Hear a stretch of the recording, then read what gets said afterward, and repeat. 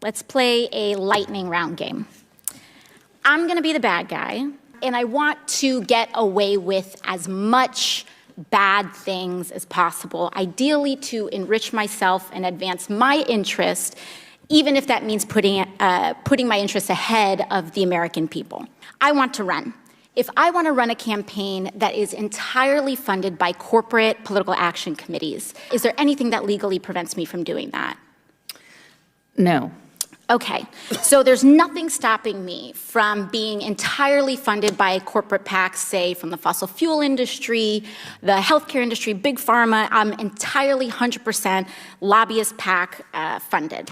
Okay, and let's say I have some skeletons in my closet that I need to cover up so that I can get elected.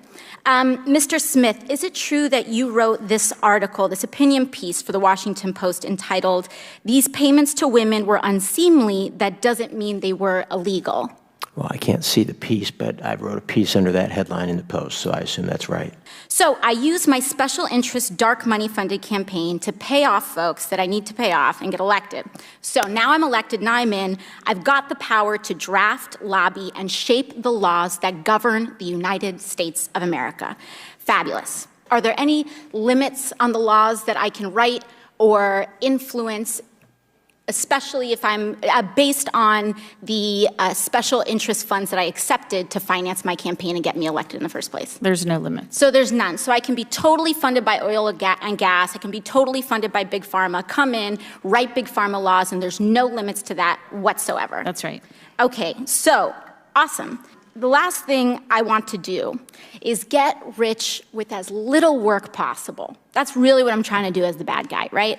So is there anything preventing me from holding stocks, say, in an oil or gas company, and then writing laws to deregulate that industry and cause, that could potentially cause the stock value to soar and accrue a lot of money in that time?